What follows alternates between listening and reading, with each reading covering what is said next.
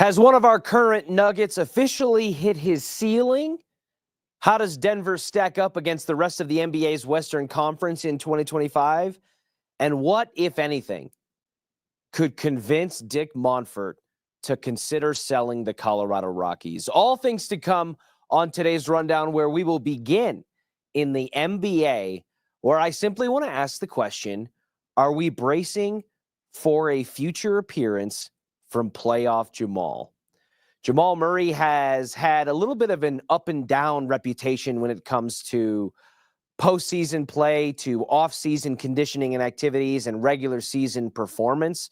There are clearly flashes where Jamal Murray possesses the shot-making ability that makes him look like one of the more elite closers in the NBA, particularly with postseason moments like Jamal Murray hit a shot against the Lakers, the lobbing fadeaway going out of bounds that helped put a series game away.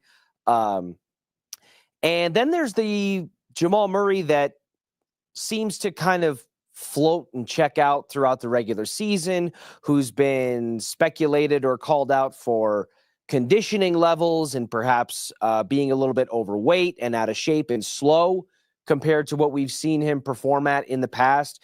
And of course, we're all comparing it to the barometer of the 2022-2023 postseason run, where Jamal Murray cemented himself as an NBA champion alongside the best two-man game in basketball with Nikola Jokic. We have not seen that Jamal Murray come back since the 2022-2023 postseason.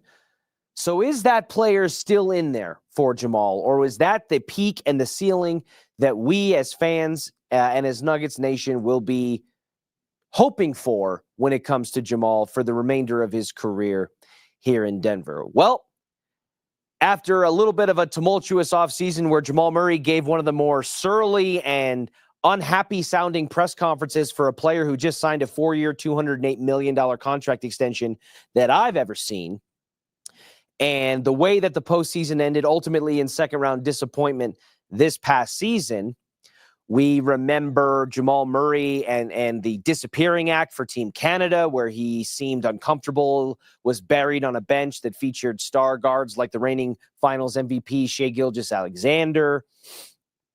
And some legitimate questions looking at photographs, similar to how people have scrutinized and analyzed Luka Doncic, about whether or not Jamal Murray is taking the offseason conditioning seriously.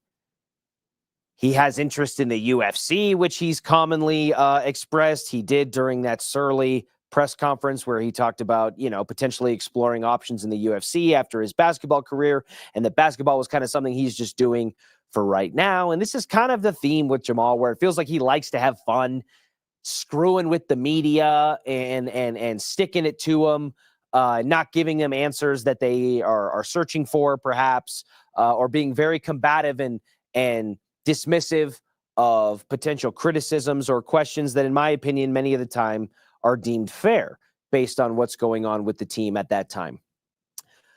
Well, he was videotaped going to, I believe it was UFC 317 in Las Vegas, and he was wearing some baggy clothing and looked a little bit thicker, and people started, of course, as the internet often does, speculating and wondering, oh my gosh, is this about another deja vu moment with Jamal Murray?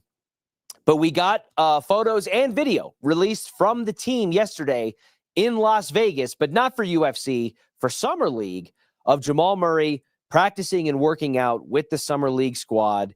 And he looked pretty good. He looked in shape. He looked clean. He looked smooth.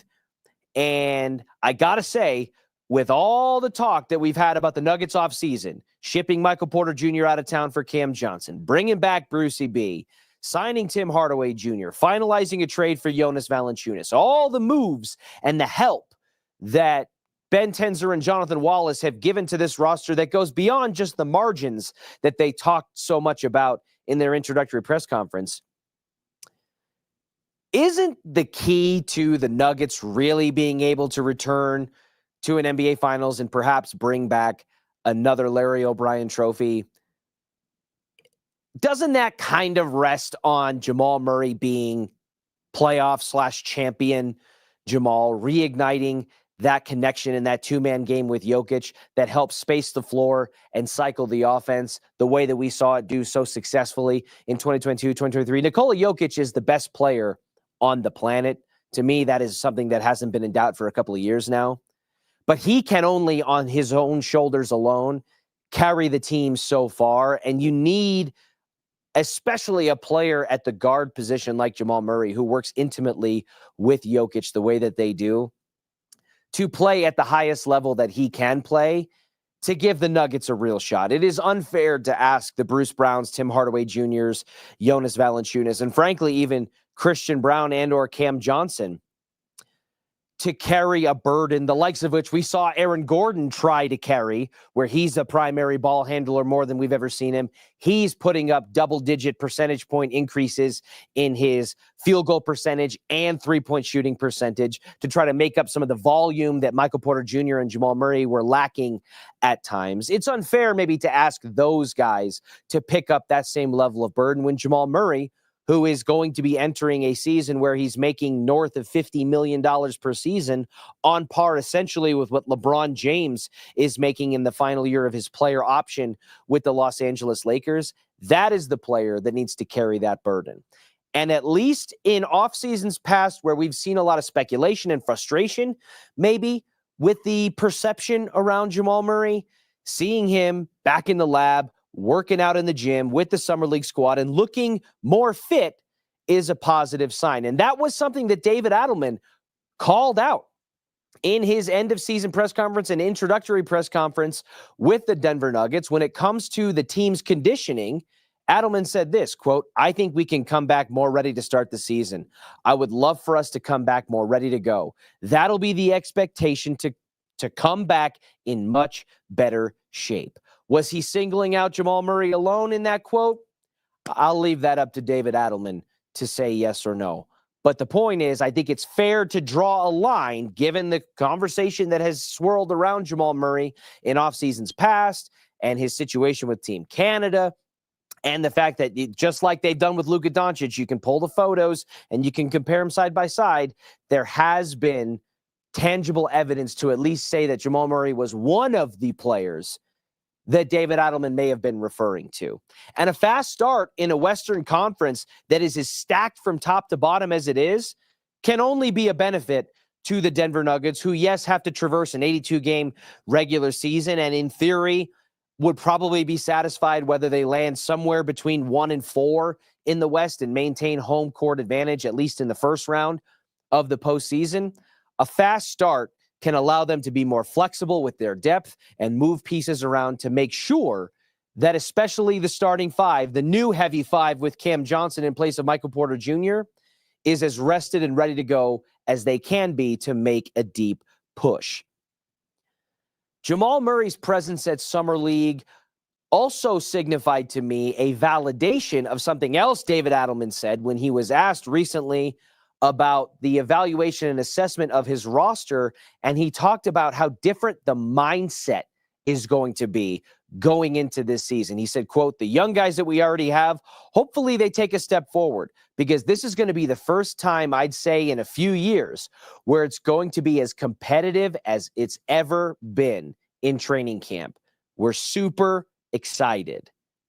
Adelman pointing that out, I think, is interesting to me, and I think it's true, because I think there was kind of a sentiment or a vibe watching the Denver Nuggets after they won the NBA title, where it kind of felt like some of that chip on the shoulder, hunger, and that us against the world mentality that has Jamal Murray turning to the scorer's table in a closeout potential game against the Phoenix Suns, saying we're built for this, and the connectivity that they had shown seemed to fade a little bit after the title. It's like they had done so much to get to that mountaintop that they just had a hard time keeping that same level of intensity and ramping it up again with the context of having accomplished the goal that they'd set out and made for the first time in franchise history.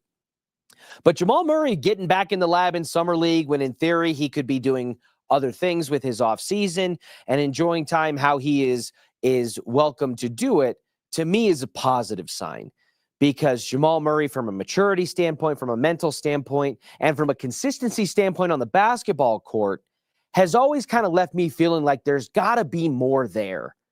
And I just can hope that with this small sprinkle of evidence, because that's all we have to go with thus far, that his presence in Summer League says this, that he is a player who is receptive to the words of David Adelman, who may or may not have been calling out Jamal Murray along with other players about their conditioning to start the season, and that he is responsive to the tone that David Adelman is clearly trying to set of competition and fighting for spots and clawing back in to reach the mountaintop that they reached in 2023 and have thus fallen painfully short in the second round since then.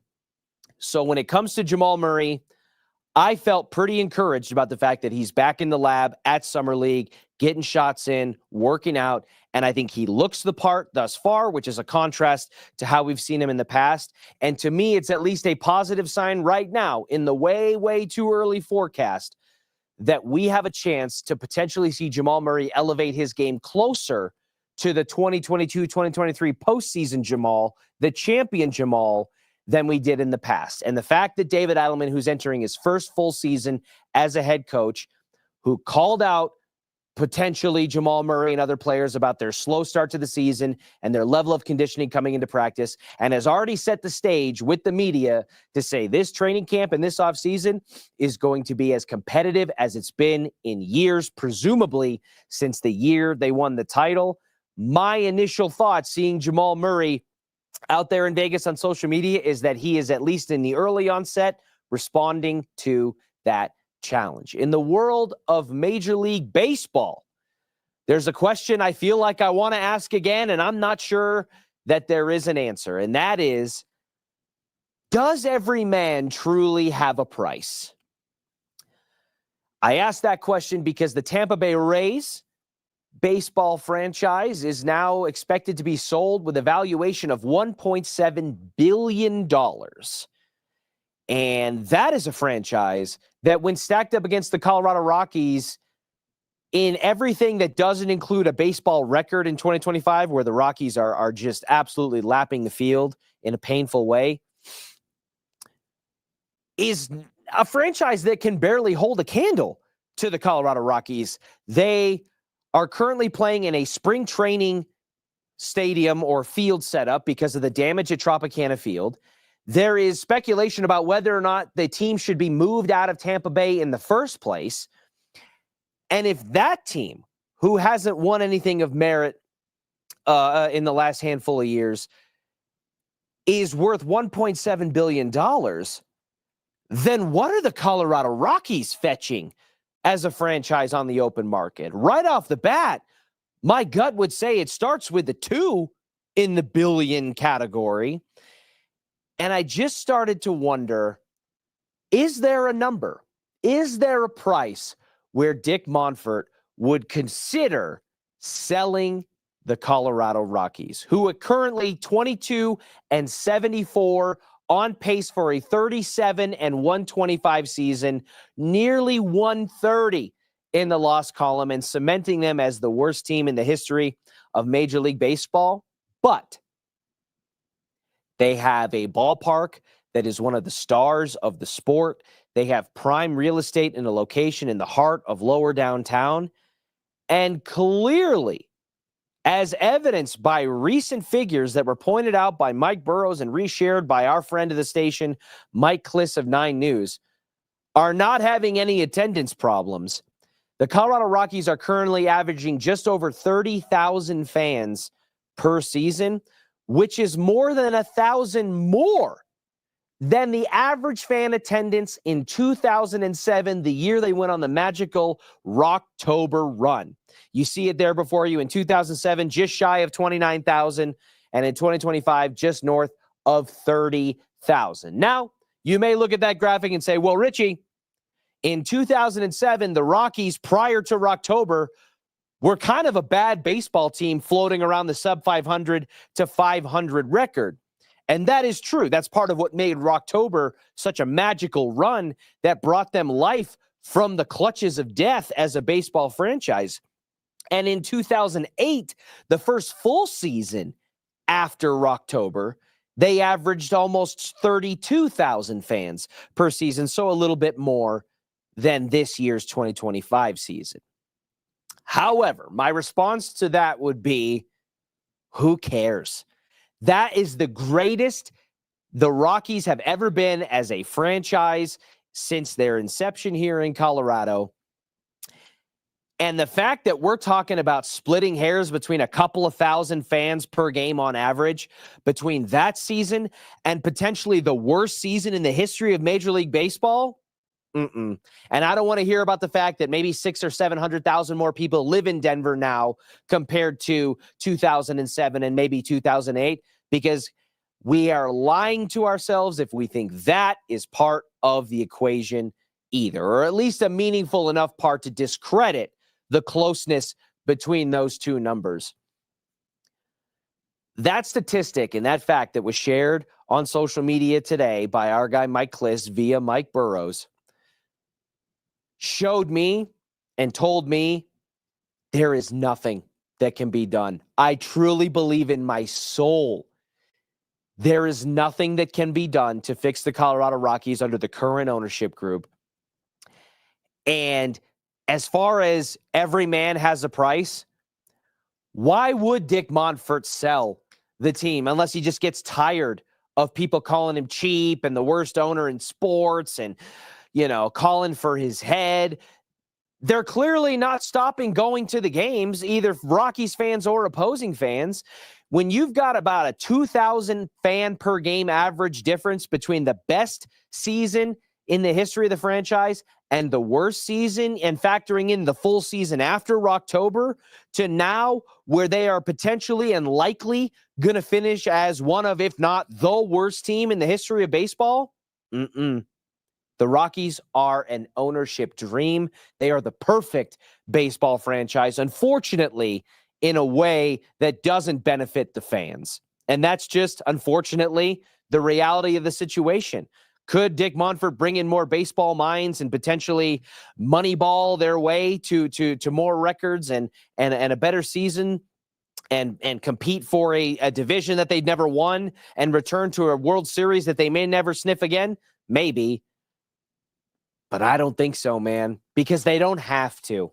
And in business, the path of least resistance like that, if you're consistently turning a profit and consistently putting 30 to 32,000 people per game through the turnstiles at 20th and Blake, it's hard to find a way from that perspective to say you're doing anything wrong. So not maybe the most exciting way to close out a show on a Friday, but man, I'm telling you, there are going to be studies about the Colorado Rockies decades from now and how they have managed to remain such a viable business, profitable franchise in sports with some of the worst performances we've seen in America's oldest sport. We are inching closer and closer to the start of training camp 2025 for the Denver Broncos. Practices kick off on Tuesday. Fans, along with us here at The Fan, will be on site live and rocking on Friday. And I cannot wait to see the sophomore season with Bo Nix and all of these fancy new toys, plus the badasses on defense that are adding in to contribute to a potential top 5 or even top 3 squad in 2025, how it all starts to unfold. The Avalanche inch closer to their season. The Nuggets, as David Adelman said, are gearing up for what will be a spicy, feisty, competitive training camp ahead of what they would presume to be another significant shot at an NBA Finals run. We will be here to chronicle it all for you. Like and subscribe to our YouTube channel at DenverSports 1043 The Fan. Follow us on Instagram, TikTok, X, Facebook at DEN Sports 1043, and we'll catch you on Monday. I do what I love what I do. Second nature to put in the work.